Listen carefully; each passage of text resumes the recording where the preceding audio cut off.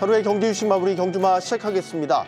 딥시크 충격이 가시기도 전에 트럼프발 관세 전쟁 충격 시장을 덮쳤습니다. 오늘 코스피가 2,450선까지 밀려났고요. 코스닥은 3%대 낙폭을 보이면서 700선 끝자락까지 떨어졌습니다. 외국인은 현선물에서만 1조 원 넘게 매물을 쏟아냈습니다. 자, 문제는 관세 전쟁이 확산 일로에 있다는 거죠. 관세 충격 시장을 얼마나 흔들게 될까요? 오늘 경주마켓들의 진단을 들어보도록 하시죠. 안녕하십니까? 네, 안녕하세요. 네, 오랜만에 뵙는 월요일의 이 기수들인데 밝게 웃지 못하겠습니다. 오늘 시장이 너무 많이 빠졌어요. 박 부장님, 네. 어떻게 된 겁니까? 일단 어하고 당했죠. 그러니까 우리가 관세를 트럼프가 부과할 것 같은지는 우리가 몇 달 전부터 알고 있었는데 네. 실질적으로 트럼프가 당선되고 취임하고 난 다음에 실제 그런 액션이 나왔었나라고 생각하다가 주말 사이에 진짜로 나왔던 거죠. 그러니까는 시장 기초 체력을 볼 수밖에 없는 부분인데 아침에 제가 깜짝 놀란 게 오늘 결론적으로 한 8천억 이상대 외국인의 현물 매도가 있긴 있었지만 아침에 2천억 이상 더 매도한 건 9시 20분부터거든요. 근데 네. 이미 40포인트, 50포인트 이상이 빠져 있었어요. 이미 아침에는. 그러니까는 실질적으로 개파락하고 난 다음에 추가적인 매수세가 그렇게 크지 않았다라는 부분.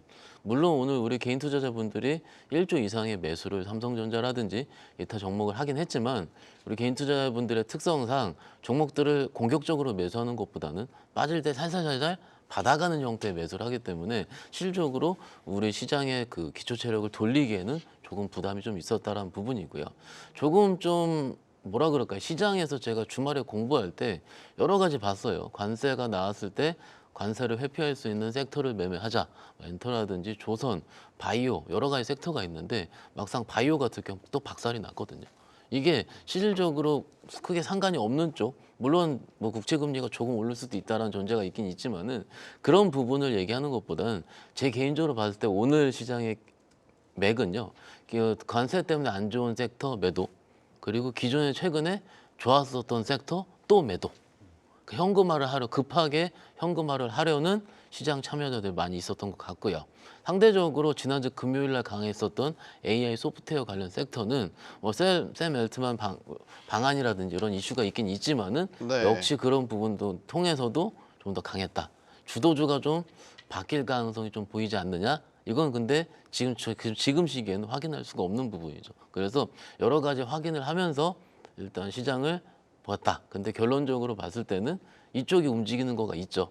여타의 60포인트, 70포인트, 80포인트 빠진 장 대비해서는 오늘은 플러스가 나고 해볼 만한 종목들은 꽤 있었다라고 말씀드릴 수 있겠습니다. 네.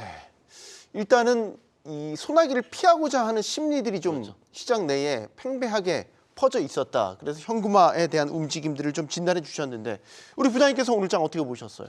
지금 사실은 매매 말씀하셨다시피 매매 붙을 만한 것들이 분명히 있었고 걔네들로 인해 가지고 저희가 항상 고려해야 되는 거는 수익이 난 사람 입장에서 이제 장을 들여다봐야 되거든요. 그렇기 네. 때문에 지금 뭐 트럼프가 앞으로 추가적으로 할지 말지 그런 데에 대한 진단 자체는 약간은 라이트하게 가져가고 본인 계좌에서 이제 아닌 부분을 말씀해 주셨다시피 좀 자르면서 그리고 되는 쪽은 지금 AI 소프트웨어라든지 일부 로봇은 약간의 과열은 있지만 이제 이 시장 자체가 크게 열리느냐 마느냐 이 다음 그러면 장이 쉬었다가 재차 이제 조정기를 보낸 다음에 올라갈 때 그러면 지금 많이 빠진 종목을 아마 빠질 때마다 조금씩 더 사신 상황에서 올라갈 때 확 더 사고자 하는 전략도 세우실 수가 있는데 저는 그것보다 자르고 나서 그 다음 그 페이지 2에서는 아예 다른 이제 새로운 주도주 위주의 그 매매가 필요하다라고 보여집니다. 그리고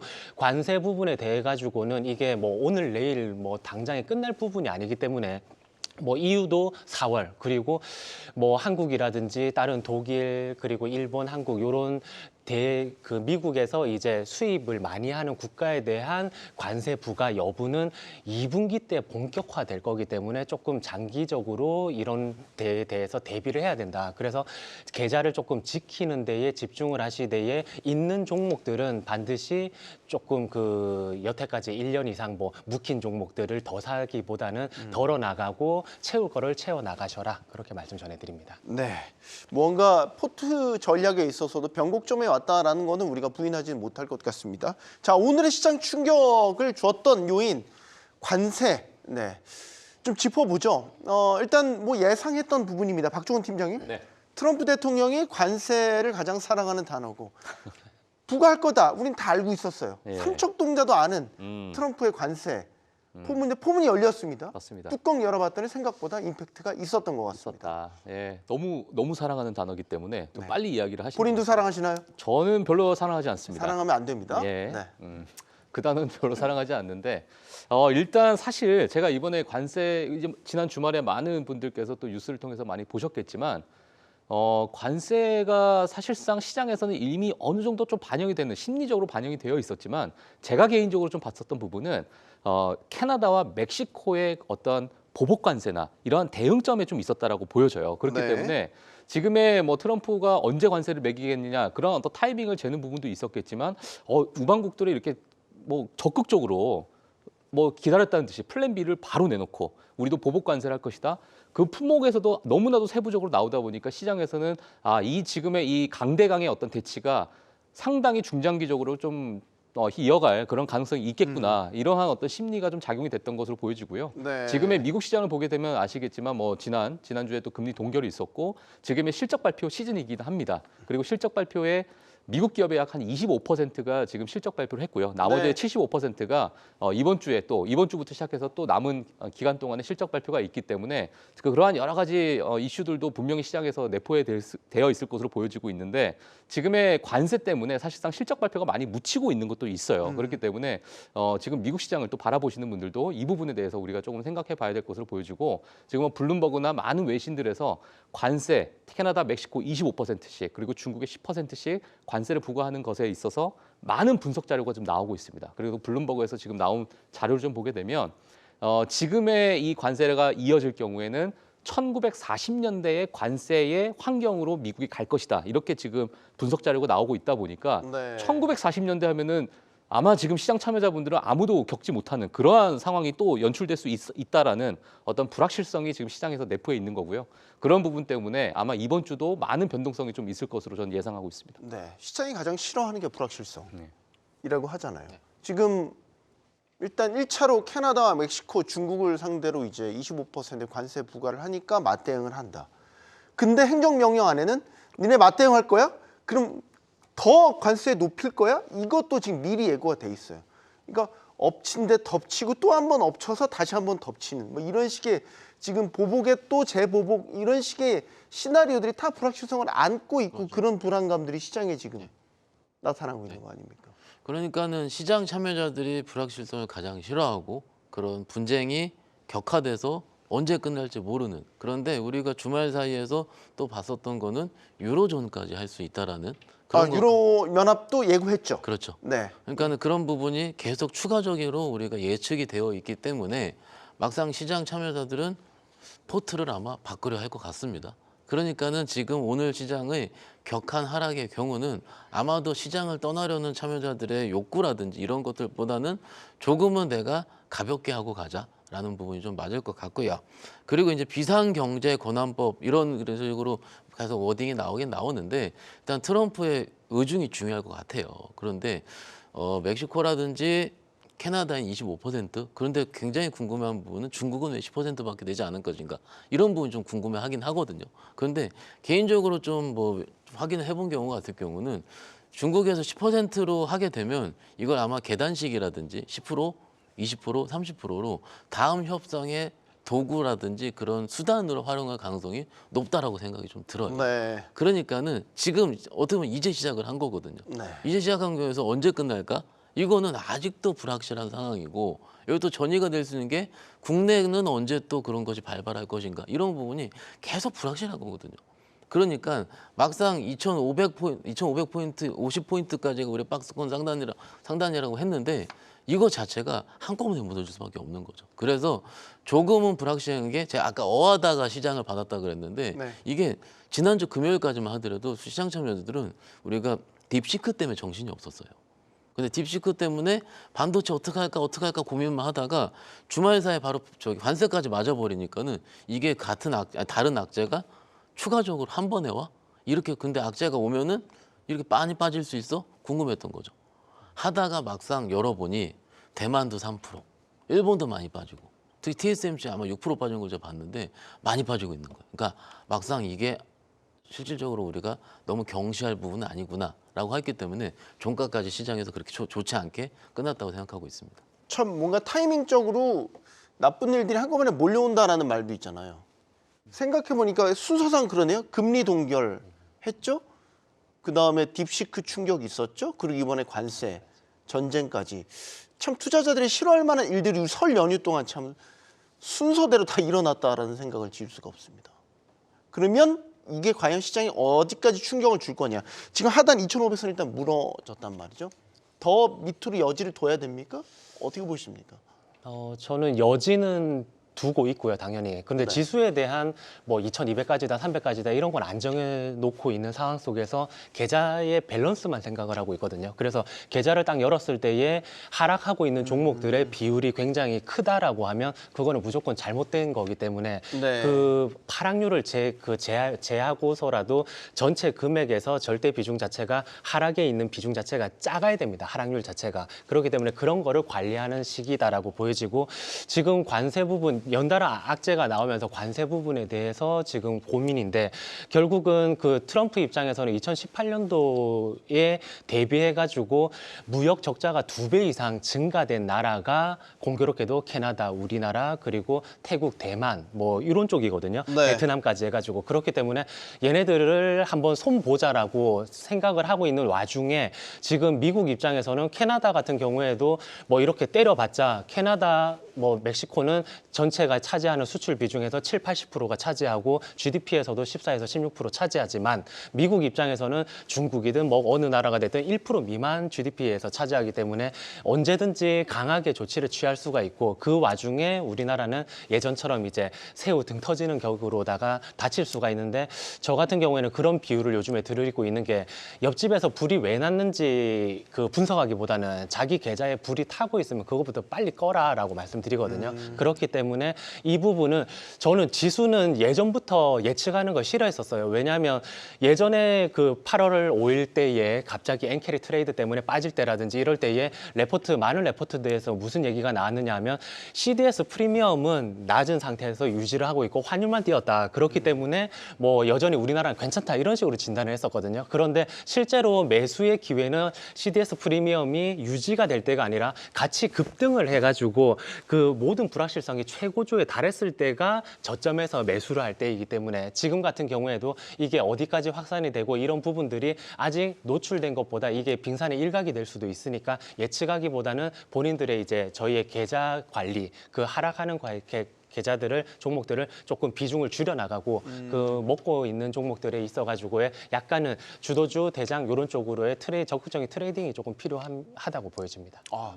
부장님의 분석 안에서 언뜻 자신감이 내비쳐 지는데요. 네, 요즘에 지수의 이 하락이라는 이 소나기 속에서 네. 나는 충분히 견뎌낼 자신이 있다라는 사실은 최적화된 방어 전략을 지금 일로 가나 절로 가나 좋은 것 같아요. 뭐 말씀드리기에는 그렇지만 자신감 숨기지 않고 네, 있습니다. 빠져도 여기에서의 기회들이 모색이 되고 전략 속에서 배분해가지고 움직인다라고 하면 저도 사실은 뭐 오늘 플러스 난 계좌가 있는가 하면 네. 금요일 날 급하게 사가지고 오늘 시작과 동시에 2, 3% 빠진 것도 있는데 그러면 그 관리를 하고 나서 추후에 이제 어떤 방향으로 갈지를 그 매매를 조금 더 갈아 넣어가지고 진행한다라고 하면 충분히 승산이 있는 장이라고 보여집니다. 네. 저희 경주마의 기수의 수준이 이 정도입니다, 여러분. 기대를 해주셔도. 네, 제가 한 좋을 말씀 것 드리고 싶은데 네. 이게 부장님은 전적으로 트레이더예요. 네, 맞습니다. 그런데 요즘은 매매 안 하면 힘들어요. 근데 대부분 우리 시청자분들 입장에서는 매매를 하는 걸 싫어하세요. 왜 지금 단타쟁이가 되려 하느냐. 지금 코리아 역사적 PBR이 싼데 혹은 삼성전자 지금 5만 원, 1,000원 빠지면 5만 원 깨지는데 그래서 나는 마음 편한 투자를 하려고 노력을 합니다. 그런데 경험적으로 봤을 때 마음 편한 투자는 마음만 편했어요. 그리고 뭔가 그 다음에 내가 마음 편한 투자가 더 좋아지게 됐을 때는 다른 투자자는 이만큼의 좀 더 업사이드 수익이 났었었고 그러니까는 조금 우리 개인 투자자들이 원하는 것과 실질적으로 시장에서 원하는 것은 좀 다르다고 생각을 하고요.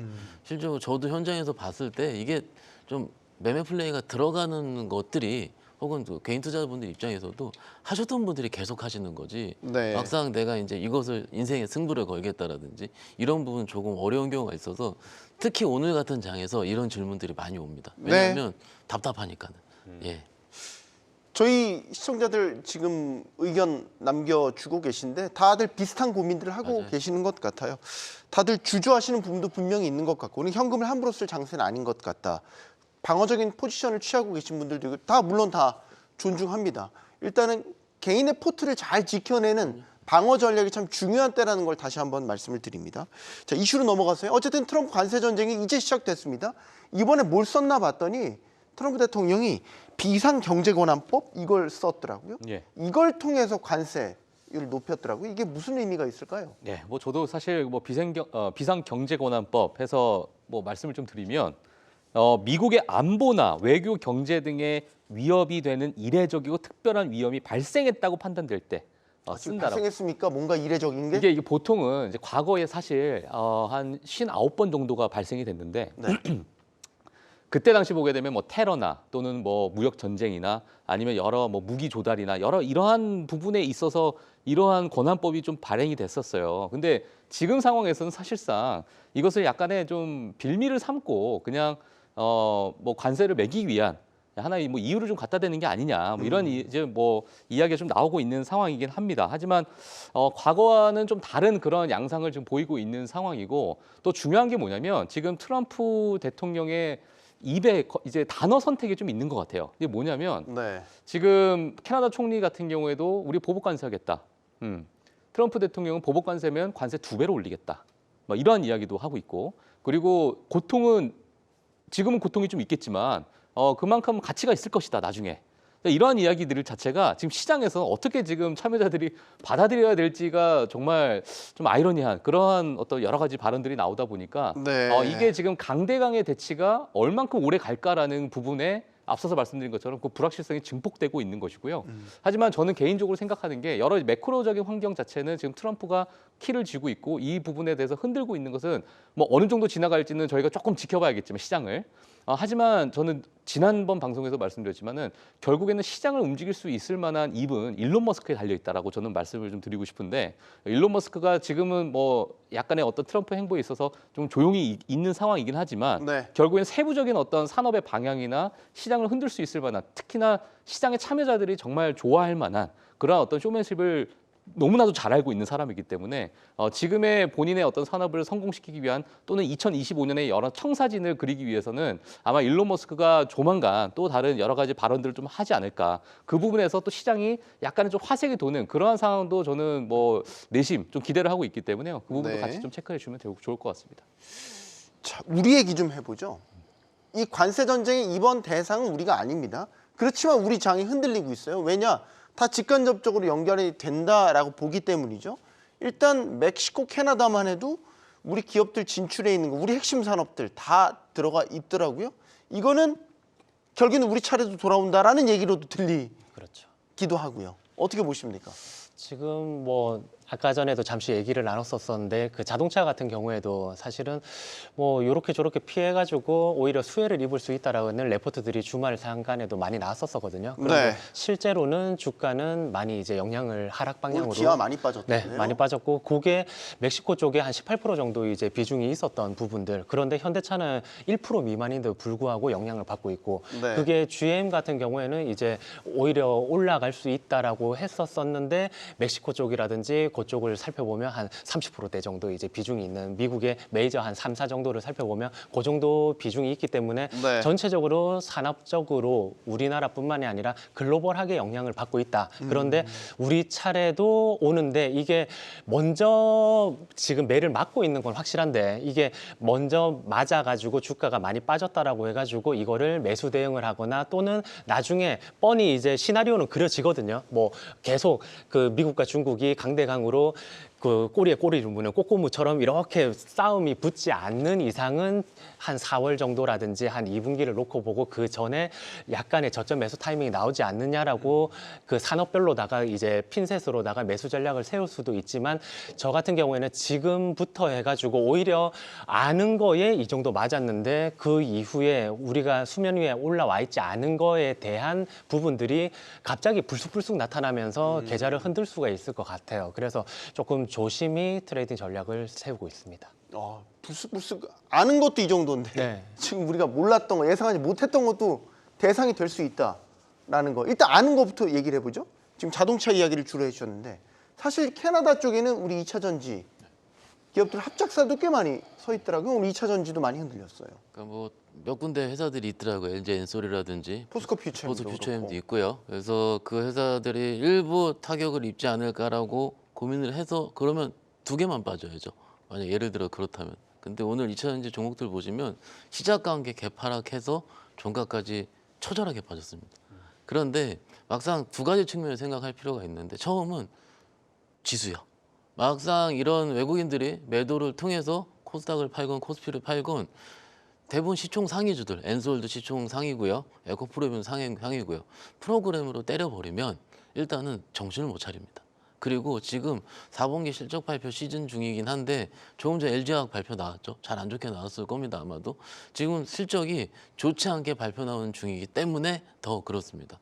항상 아쉬운 게 우리가 4분기 실적 발표하고 산업이 좋지 않은 산업이 우리가 프리뷰 보고서라 그래서 미리 한번 탐방 보고 안 좋을 것 같다 해서 한번 빠지고요. 네. 실질적으로 안 좋게 발표가 나오면 한 번 더 빠집니다. 지금 오늘이 그거 보시면 될 것 같아요. 그리고 그 다음에 아마도 산업이 성장해서 올라올 때까지 횡보 국면을 이룰 겁니다. 그런데 지금 뭐 LG 엔솔이라든지 기타 사례 레포트를 좀 확인을 해보니까 1분기까지도 좋지 않을 가능성이 크다라는 부분이 좀 대두가 되고 있는 것 같습니다. 그리고 그 이후에 실질적으로 미국이라든지 유럽의 전기차 데이터가 잘 나오게 되면은 그때부터 매수가 가능한 부분이 지금까지 제가 주말에 확인한 전략이긴 하거든요. 그러면은 우리가 정말로 기다리고 있었던 트럼프 취임과 동시에 이벤트성으로 우리가 사실은 지금 경주마 말고 지지난주 경주마 트럼프 취임 전에 할 때 화요일에 취임했지 않습니까? 그때 2차 전지가 많이 오른 거 기억을 하시죠? 네, 기억합니다. 예, 기억하시고 근데 그때가 이벤트성 단기적으로 이벤트성, 중기적으로는 좀 크게 보자라고 말씀드린 것처럼 똑같습니다. 이게 산업이 성장을 하고 산업이 좀 좋아져야 되는데 아직은 그런 모습을 보이고 있지 않은 부분이니 단기적으로는 빠질 만큼 많이 빠졌지만 이것이 실질적으로 업황성으로 돌 수 있는 부분은 추가적인 관세라든지 AMPC라든지 이런 것들이 수면 위로 드러나서 확정이 될 때 돼야 될 것 같거든요. 그런데 확실한 건 저는 오늘은 좀 과하다 생각합니다. 네. 오늘은 과하기 때문에 항상 우리 투자자분들은 과할 때 오늘처럼 몇몇 종목들 신저가가 다시 찍었죠. 그때 손절을 바로 나가게 되긴 하거든요. 충분합니다. 그런데 최근 시장 특징 자체가 한번 이렇게 손절을 유도하고 다음 날은 양봉을 좀 주더라고요. 이게 좀 많이 바뀌었어요. 저희는요 이렇게 쭉 빠지다가 신입사원한테 어떻게 배웠냐면 박스권 하단부로 거래 터지면서 음봉하면 뒤도 돌지 말고 팔아라 하거든요. 그걸 배웠어요 저희는 십몇 년 전에 할 때. 근데 막상 시장은 또 이렇게 얄궂게 변하고 있습니다. 그래서 손절 타이밍 물론 우리 투자자분들, 시청자분들이 정하시긴 하겠지만 조금 조용해질 때 조용해지고 해볼 만한 시기가 오기 직전에 다른 것들이 그런 식으로 좀 각자 좀 타이밍을 정하시면 어떨까 싶어서 같이 말씀을 좀 드리고 있습니다. 반도체 얘기를 왜 안 하십니까? 이게 반도체 오늘 하이닉스가 물론 딥시크 충격이 좀 크긴 했지만 반도체도 어쨌든 당연히 관세 대상에 뭐 제일 리스트에 올라갈 가능성이 큰데 반도체 괜찮아요?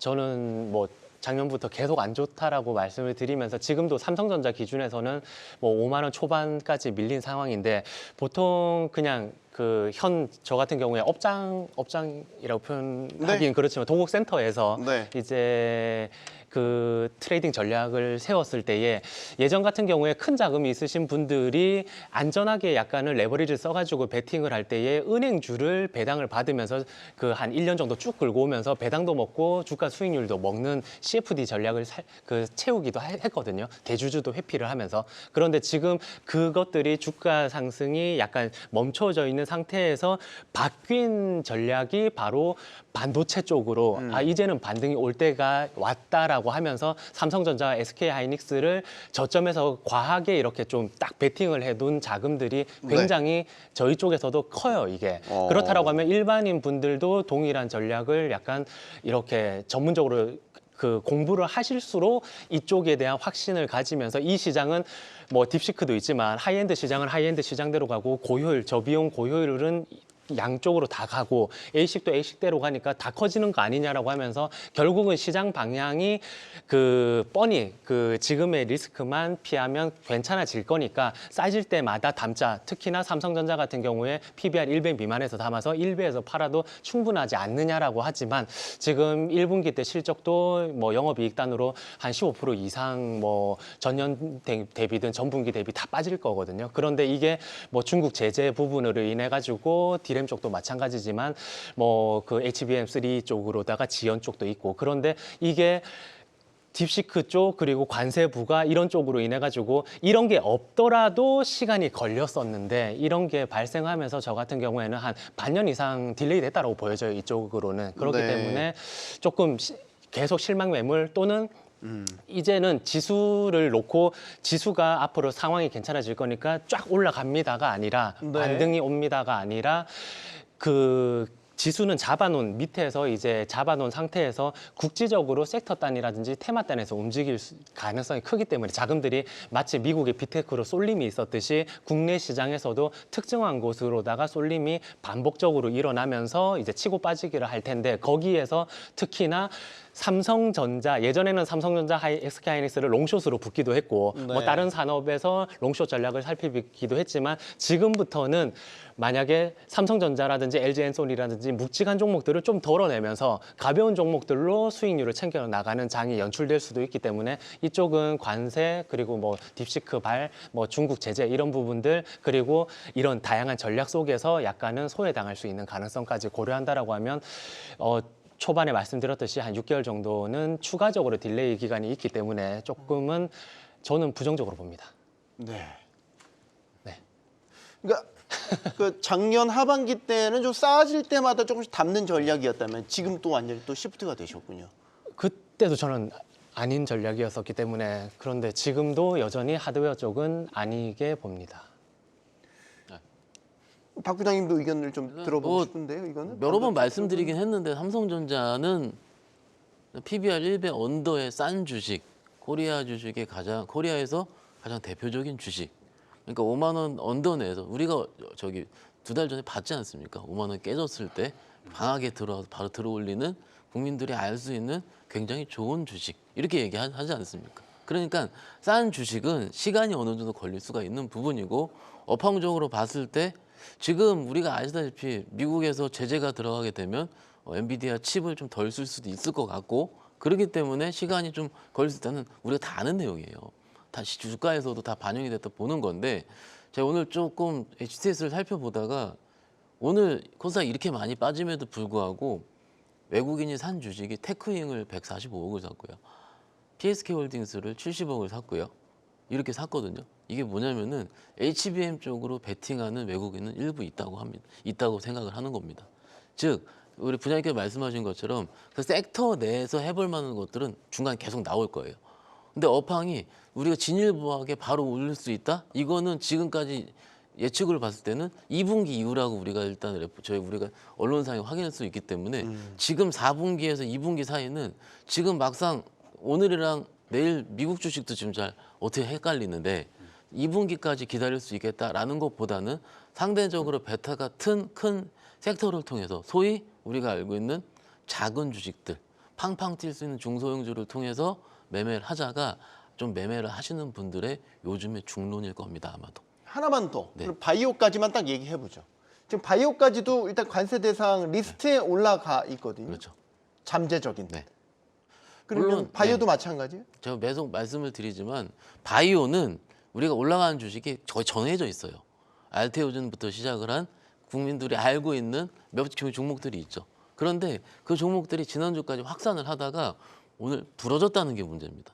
안 좋다라는 부분이 아니고 물론 국채 금리가 그러니까 최근이 아니고 지난주보다 4.8보다는 좀 떨어진 상황이기 때문에 바이오를 할 수 있다라고 생각을 해서 기관들이 엄청 담았어요. 저도 봤어요. 봤는데 실질적으로 수익이 나 있는 상황에서 지금 시장에서 어디로 갈까 고민이 된다는 거죠. 종목들이. 네. 그러면은 라이센스 아웃을 나올 수 있는 새로운 종목들이 하나 빨리 터져 나와서 반도체 바이오의 분위기를 확 바꾸던가 아니면 정말로 미국이 정말 좋아서 좋으면 안 해죠. 좋으면은 또 고용이 좋아지고 인플레이션 이렇게 되면 금리 또 안 할 테니까 일단 실질적으로 뭔가 좀 미국 경제가 좀 금리 인하에 우호적일 수 있는 뭔가 반경으로 좀 돼야 되는데 막상 요즘 미국 리쇼어링이나 이런 거 보면은 네. 고용 계속 좋을 것 같아요. 그러면 실질적으로 금리 인하 오늘 어제 뉴스 중에서도 트럼프가 이거 확인된 건 아닌데 금리 인하에 대해서 좀 다소 좀 유보할 수 있다라는 발언을 한 것도 제가 본 것 같거든요. 그러니까는 실질적으로 성장주 단에 특히 바이오 단에서 바로 돈이 올 수 있을 것인가? 라고 했을 때는 조금 더 확인을 해봐야 된다는 거죠. 저 오늘 시장은요. 지금 투자자들이 제 입장에서 봤을 땐 종가에 살까 내일 아침에 살까 고민한 시장. 그런데 뭘 살까가 헷갈리는 거예요 지금. 시장 그러면 컬러가 확연히 정해져야 되는데 그거는 오늘 미국장도 봐야 되고 내일 시장도 확인해 봐야 되고 여러 가지가 확인되는 시점이기 때문에 다소 좀 혼재된 시장이었다는 부분 같이 말씀드릴 수 있겠습니다. 자, 제가 질문 하나를 빠뜨려서 이거를 좀 다시 네. 되돌아가서 짚어야 되는 삼성전자 이야기를 오늘 좀 해보고 싶은 거는 이재용 삼성전자 회장에 대한 불법 승계 또 부정 회계에 대한 항소심이 있었는데 항소심에서도 오늘 무죄 판결이 났습니다. 그러니까 1심에서 무죄, 1년 만에 항소심에서도 지금 무죄 판결을 받았기 때문에 이재용 회장의 사법 리스크, 사법 족쇄가 사실상 오늘 항소심에서의 무죄 판결로 풀렸다라는 분석이 나오고 있거든요. 이게 시사하는 바가 뭘까? 삼성의 앞으로 경영 전략, 이재용 회장의 경영 행보에도 불이 붙을 거고 속도가 날 것 같아서 이렇게 되면 뭔가 캐펙스 투자라든지 미래 신수종 사업에 대한 투자 계획 이런 것들에 대한 좀 다시 한번 그 미래 청사진 이런 것들을 좀 그려볼 수 있지 않을까라는 분석도 가능할 것 같은데 이것도 의견 간단하게 듣겠습니다. 어떤 분 먼저 주시겠습니까? 일단 저는 굉장히 긍정적이라고 봅니다. 지금까지 우리가 HBM이 좀 늦었다고 하고 젠슨항 CEO가 얘기했던 뭔가 신뢰에 대한 부분이라든지 네. 여러 걸 종합해 봤을 땐 의사결정의 통일된 부분 이런 것들이 CEO 리스크에 대한 부분 때문에 확인이 좀 어려웠었던 거거든요. 그러니까는 지금 경영 일선에서 지금 2심이 지금 어떻게 보면은 무죄가 확정이 난 건데 3심까지 가기 전에는 갈 확률은 적다고 보죠. 상대적 시장에서. 간다고 해도 이건 이제 그냥 법리 판단이기 그렇죠. 때문에 사실상 네. 그렇게 되기 때문에 뭐 지금은 경영일선 복귀에 대한 부분은 충분히 좀 예상이 되는 거죠. 그렇기 때문에 삼성전자 내부적으로 좋을 것 같고요. 다만 바라는 점은 이거죠. 우리 작년에도 기다렸고 올해도 기다렸고 삼성전자의 반도체 부분 캐펙스 투자인데 이 부분이 실적으로 결정이 안 되고 있었어요. 그런데 이 부분은 조금 되지 않을까라고 우리가 희망적인 부분으로 말씀을 드리고 싶지만 실질적으로 지금 업황 자체가 캐펙 투자가 바로 나갈 수 있는 거냐라고 했을 때는 그건 삼성전자의 나름 또 고민을 해봐야 되는 부분인 거죠. 그래서 결론은 긍정적이긴 하지만 주가적인 측면에서 봤을 때 다소 시간은 좀 걸릴 수 있겠다. 제일 중요한 건 업황이다 이렇게 말씀드릴 수 있겠습니다. 이건 김 부장님께도 의견 네. 듣겠습니다. 지금 당연히 저도 긍정적으로는 보기는 보는데 네. 뭐 그분들이 이제 유비전, 유삼성 뭐 이런 식으로 해가지고 어떤 거에 대해서 비전 선포라든지 새롭게 이제 우리가 이렇게 해 나가겠다라고 발표를 신사업적으로 뭔가 이제 자기들이 중심이 되는 새로운 이제 먹거리를 발표하는 장이 열릴 텐데 그때 그쪽을 짧게 이제 붙는 쪽 정도의 이제 뭐 이렇게 매매만 하시면 되시는 거지 네. 이걸로 인해 가지고 삼성전자의 절대적인 주가 수준 자체가 저점을 확인을 했고 계단식으로 약간은 뭐 손익비가 약간 개선되는 요 구간이 안전 마진이 확보가 됐다라는 뜻으로는 그 안 받아들이셨으면 좋겠어요. 근데 예를 들어서 그런 게 있잖아요. 우리는 이제 오너십이라는 게 좀 강한 편이고 재벌그룹 구조이다 보니까 대주주인 이재용 회장의 사법 족수가 풀렸다. 그럼 이제 반도체 부분, 예를 들어 파운드리라고 할게요. 파운드리에서 과감하게 공격적인 투자를 결정한다라든지 이런 것들이 이제 오너십 차원에서 결정할 수 있다. 그걸 시장에서 평가할 수 있다라는 거 아닌가요? 아니 그러니까 그런 부분은 충분히 긍정적일 수 있는 거죠. 그런데 시장이 지금 너무 박해요 지금. 왜냐하면 미중 무역 분쟁이 앞에 나와 있는 상황이기 때문에 네. 트럼프가 과연 어떻게 할지랑 이재용 회장의 결단이 어느 쪽으로 좀 더 긍정적으로 작용할지는 일단 트럼프 리스크가 좀 더 크다는 거죠. 저희는 2018년도에 삼성전자 오를만 할 때 혹은 반도체 좋아질만 할 때 트럼프가 미중 무역 분쟁 하는 걸 보고 시장에 많은 실망을 했습니다. 네. 그래서 조금은 전 긍정적이지만 살펴보자는 게 조심스럽게 좀 말씀드리고 싶습니다. 자, 이제는 딥시크 이야기를 해보겠습니다. 딥시크. 중국의 인공지능 스타트업 딥시크 열풍이 정말 우리 설 연휴 때 시장을 강타했지 않습니까? 시장만 강타한 게 아니라 이 빅테크들의 뒤통수도 제대로 후려쳤지 않습니까? 네. 그만큼 임팩트가 컸어요. 이 비용으로 이런 식의 챗 GPT만큼의 성능을 내는 네. 인공지능을 보여줬다. 그럼 그동안에 해왔던 빅테크들의 주장해왔던 그 화법들 이게 맞아? 여기에 대한 근본적인 의문을 품게 된 거 아닌가요? 맞습니다. 뭐 지금 사실상 많은 이제 이 개발자단에서 분석을 하시는 분들이 이야기를 많이 들어보면 네. 뭐 정말 각기 다른 분석 자료가 나오고 있고요. 각기 다른 의견들이 또 나오고 있는 상황이다 보니까 네. 이 시장에 대해서는 우리가 조금은 더 면밀하게 좀 지켜봐야겠지만 지난 2025년 지난 이제 1월이 다 끝났죠. 1월이 끝났는데 우리가 1월 달에 빅테크들의 어떤 수익률을 좀 보게 되면 엔비디아가 마이너스 16%가 넘는 하락을 보이면서 1월 달을 마감을 했습니다. 네. 사실상 저는 이것도 어찌 보면은 시장에서 내포해 있는 사실상 많은 참여자분들이 이제는 어느 정도 좀 우려를 해야 될 상황이 아닐까? 또는 미국 시장에 대해서 근본적인 미국 시장이 현재 다소 고평가되어 있는 이런 상황에서 일부 먼저 차익 실현을 하고 나서 우리가 좀 분석해 보자.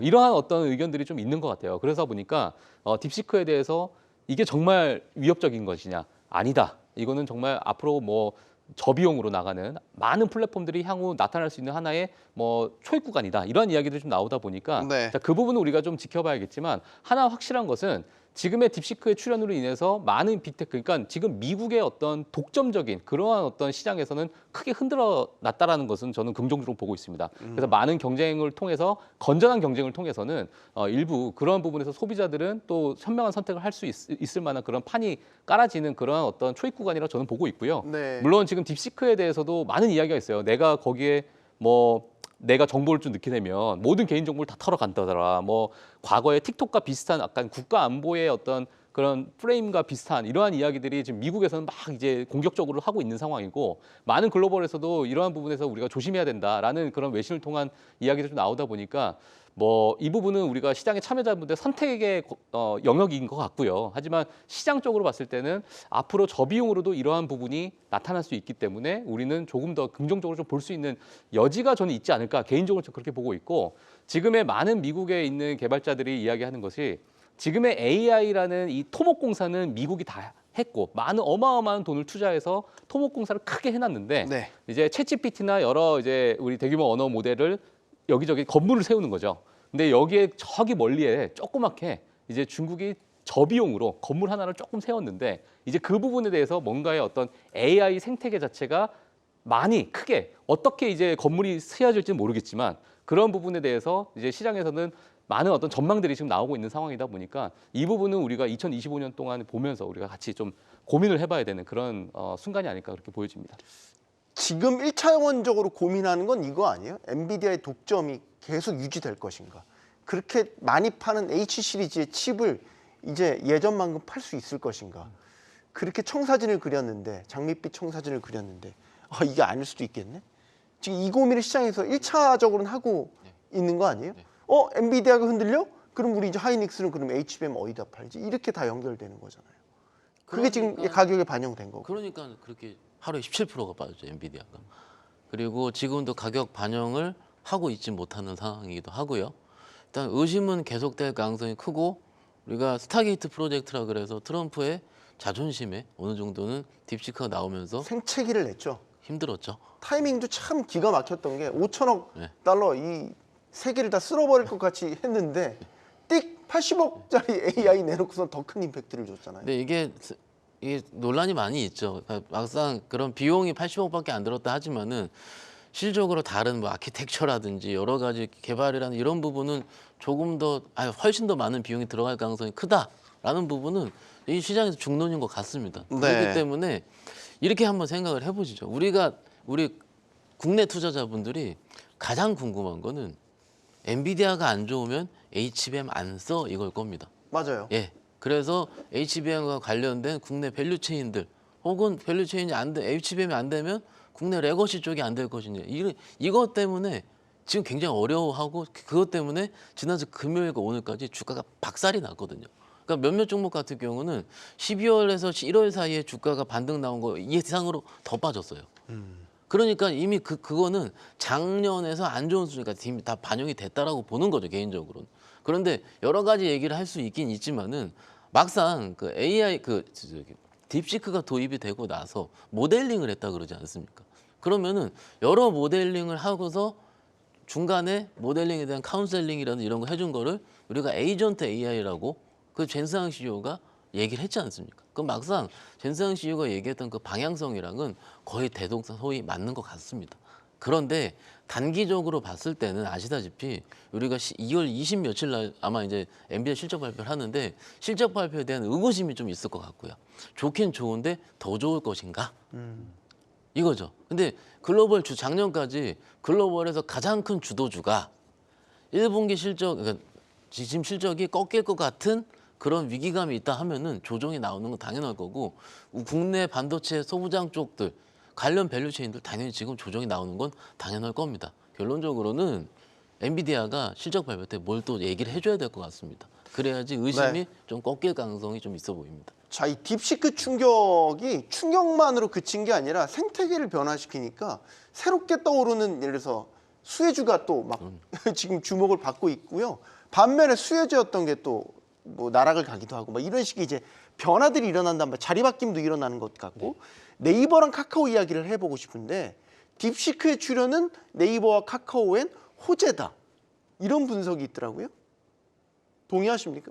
네, 일부 동의합니다. 일부 동의합니까? 네, 왜 일부 어떤 동의. 논리로 호재가 되는 겁니까?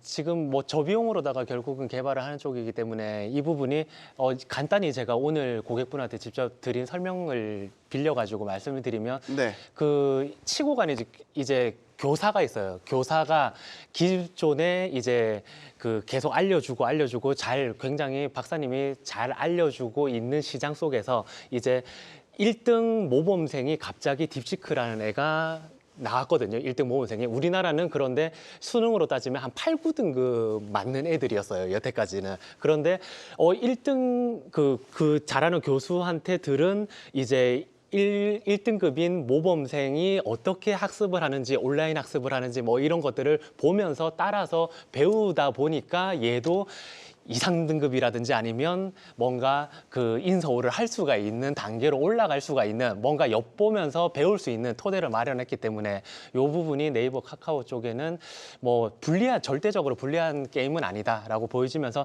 대신 저는 그 보다 이제 작은 단계에 있는 종목들을 조금 고객분들한테 권해드리거든요. 그래서 좀 더 작은 단계에 있는 시가총액이 보다 작은 거 그렇기 때문에 한 1조 이상이라든지 이런 무거운 쪽보다는 AI 소프트웨어에 국한돼 가지고는 한 3천억에서 뭐 5천억, 6천억 정도 되는 종목들이 한 1조 정도 가는 그림이 연출이 될 거다. 왜냐하면 지금 미국에서 네. 프리-IPO 단계에 있는 상장도 되기 전인데 생성형 AI를 활용한 뭔가 소프트웨어를 컨텐츠를 냈다라고 하면 그쪽에서 시리즈 뭐 A단, C단, D단을 놓고 봤을 때에 평가받는 게 한 6천억에서 한 2조 정도 밸류를 받고 있거든요. 그런데 걔네들이 매출이 그렇게 큰가 이게 아니라 한 30억 팔던 애가 200억 정도 정도만 팔았는데도 불구하고 한 가치를 6천억으로 평가를 받는다거나 했을 경우에 국내에서도 충분히 이런 것들이 딥시크 발 그리고